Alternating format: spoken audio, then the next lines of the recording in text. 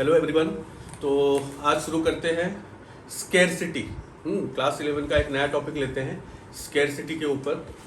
Scarcity क्या होती है? एनीवन कोई बता पाएगा स्केर्सिटी? हाँ बोलो, क्या जी आप पढ़ाया हुआ है फिर भी? कमी, हिंदी में इसको बोलते हैं कमी, लैक। हाँ, स्केर्सिटी ऑफ रिसोर्सेज बोल के एक कंसेप्ट है इकोनॉमिक्स में, ठीक है ना। Scarcity means limited availability of resources in relation to their demand. मतलब जितनी डिमांड है मार्केट में या जितनी डिमांड है हमारी इकोनॉमी में, उसके हिसाब से रिसोर्सेज क्या है, अवेलेबल नहीं है, जिसके चलते क्या होता है, हाँ, हमें इकोनॉमिक प्रॉब्लम अराइज होती है, ठीक है ना। तो सबसे, हालांकि इकोनॉमिक प्रॉब्लम का जो कंसेप्ट है इसके साथ ही रिलेटेड है, लेकिन हम पहले स्केर्सिटी का मीनिंग हम अच्छे से समझ लेते हैं। Scarcity means limited availability of resources in relation to their demand. मतलब जितनी डिमांड है उतनी मात्रा में, उतनी क्वांटिटी में उसका सप्लाई नहीं है, ठीक है ना। आई बात समझ में? उसी को हम लोग बोलते हैं स्केर्सिटी। क्लियर? ठीक है ना। अब ये स्केर्सिटी का जो कंसेप्ट है ये इकोनॉमिक प्रॉब्लम के साथ रिलेटेड है। इकोनॉमिक प्रॉब्लम, इकोनॉमिक प्रॉब्लम के साथ रिलेटेड है स्केर्सिटी का कंसेप्ट, ठीक है। हमने जो वेरी फर्स्ट वीडियो बनाया था या जो वेरी फर्स्ट क्लास हमने ली थी क्लास 11 की, जहां पर हमने ये अली का एक बर्थडे हमने सेलिब्रेट किया था, ठीक है ना। तो अली के बर्थडे में 6 जून को था ना अली? हाँ, अली का बर्थडे 6 जून को था। हाँ, और कितने लोगों ने विश किया बेटा ये बताओ? अच्छा, लगभग सभी लोगों ने किया। हाँ, तो अली का बर्थडे हमने मनाया था। तो उस बर्थडे में आपने उस एग्जांपल में एक चीज नोटिस की होगी कि अली के पास सिर्फ 1000 रुपीज थे और उसको काम करने थे कितने टोटल? तीन काम करने थे, ठीक है ना। तो वहाँ एक प्रॉब्लम अराइज हो रही है कि नहीं? प्रॉब्लम अराइज हुई थी कि नहीं? सबसे पहले प्रॉब्लम क्या चीज की थी? स्केर्सिटी थी।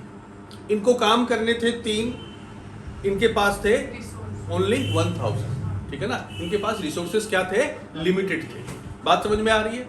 जिसके चलते क्या करना पड़ा था इनको तीनों में से किसी एक को सेलेक्ट करना पड़ा था। इनको किन्हीं तीनों में से किसी एक को चूज करना पड़ा था, ठीक है ना। तो इसे हम लोग बोलते हैं प्रॉब्लम ऑफ चॉइस। चॉइस वाली एक प्रॉब्लम अराइज हो गई कि नहीं? अगर इनके पास 3000 रुपए पूरे होते, अगर इनके पास 3000 रुपए पूरे होते तो क्या इनको चॉइस करना पड़ता? सीधी भाषा में बताइए, करना पड़ता? नहीं ना, क्योंकि इनके पास रिसोर्सेज की कमी थी। बात समझ में आ रही है? तो इनके पास वो 3000 रुपए नहीं थे, जिसके चलते क्या करना पड़ा? इनको चूज करना पड़ा। इसको हम लोग बोलते हैं प्रॉब्लम ऑफ चॉइस। आई बात समझ में? ठीक है। तो अब ये जो प्रॉब्लम ऑफ चॉइस है ये इकोनॉमिक प्रॉब्लम के साथ रिलेटेड है, ठीक है ना। इकोनॉमिक प्रॉब्लम के साथ रिलेटेड है मीन्स, अब इकोनॉमिक प्रॉब्लम क्या है? Economic problem is the problem of choice which arises due to limited availability of resources in relation to their demand। मतलब इकोनॉमिक प्रॉब्लम जो है वो क्या है? चॉइस की प्रॉब्लम है, ठीक है ना। इकोनॉमिक प्रॉब्लम जो है वो क्या है? चॉइस की प्रॉब्लम है। और वो क्यों अराइज होती है? क्योंकि स्केर्सिटी है। किसकी?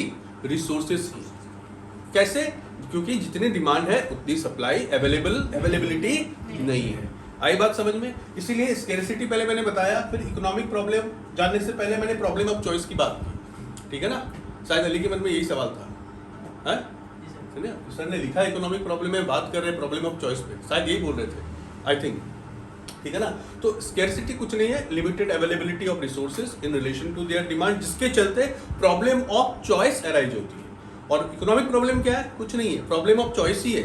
हमें चूज करना पड़ा ना 3 में से कि भाई कौन ज्यादा अर्जेंट है मेरे लिए, या मेरे लिए ज्यादा नीडफुल कौन है, कौन सा ऑप्शन है, मैं उसको सेलेक्ट करूं, वही इकोनॉमिक प्रॉब्लम है। या फिर मैं बोलूं तो प्रॉब्लम ऑफ चॉइस है। ये आसाम बोर्ड के लिए जबरदस्त इंपॉर्टेंट टॉपिक है। यहाँ से क्वेश्चन आता है, डिफाइन इकोनॉमिक प्रॉब्लम। बात समझ में आ रही है?